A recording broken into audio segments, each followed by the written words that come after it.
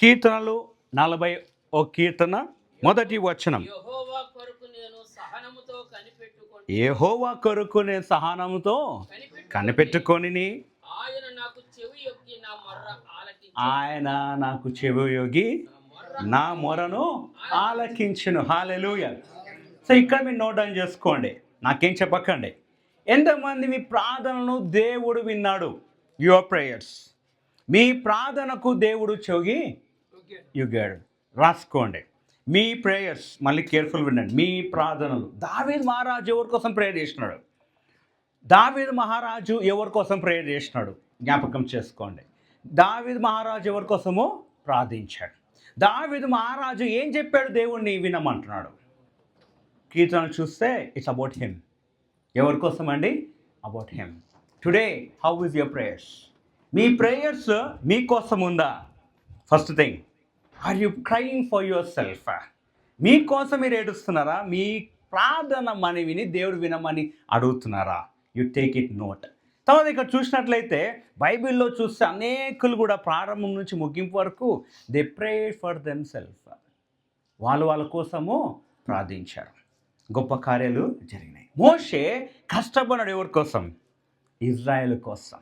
మోషే రాజు palace ఉన్నా కూడా he had a thought, జనాలను ఆయన ప్రజలను రక్షించాలని. కానీ ఎవరి బలంతో అయ్యింది? మళ్ళీ దేవుని బలంతో అయింది. బట్ ఆయన హార్ట్, ఆయన ఎందుకు పిస్కా కొండ మీద ఉండి ఎందుకు ఇజ్రాయెల్లోకి వెళ్ళలేదు? కానాన్ దేశంకి వెళ్ళలేదు? పాలు తేనె ప్రదేశించే ప్రదేశం ఎందుకు వెళ్ళలేదు? గుర్తించుకోండి. ఓన్లీ వన్ థింగ్, బికాస్ కోపముతో తిట్టాడు. ఎవరిని తిట్టాడు కదా? ఎందుకు? తప్ప ఇది మంచిదే కదా, కరెక్టే కదా. పాస్టర్ను సేవకులను సంఘ విశ్వాసులు విసిగించినారు కాబట్టి ఆయన తిట్టాడు. కోపం వచ్చింది కదా. ఇప్పుడు ఎవరున్నా ఆయన భారం అంతా ఎవరి మీద ఉంది? వాళ్ళ మాట వినట్లేదు, వాళ్ళు ఇంత కూడా నన్ను అర్థం చేసుకోవట్లేదు ఆయన దీంతో తిట్టాడు. లాస్ట్ ఏం పోగొట్టుకున్నాడు? కానాన్ దేశము, నో ఎంట్రన్స్, జస్ట్ సి.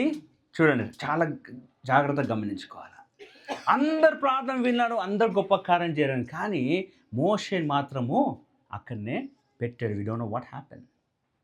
ఇది రైట్ అనిపిస్తుంది మనకు, బట్ దేవుని దృష్టిలో ఏంది? It's wrong. సో మనం ఇక్కడ మళ్ళీ ఇప్పుడు మనం మొదటి రాజులకు రాసిన పత్రిక, ఫస్ట్ కింగ్స్, ఇక్కడ మనం ఇద్దరు ప్రవక్తల గురించి చూస్తాం.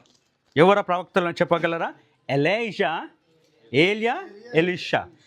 ఇద్దరు గురించి కూడా మనం ఇక్కడ చూద్దాం. సో ఫస్ట్ థింగ్ 19 మొదటి రాజులు 19 అధ్యాయము 19 వచనం చదవండి. ఎవరన్నా చదివించాలని మనం చేస్తున్నాను.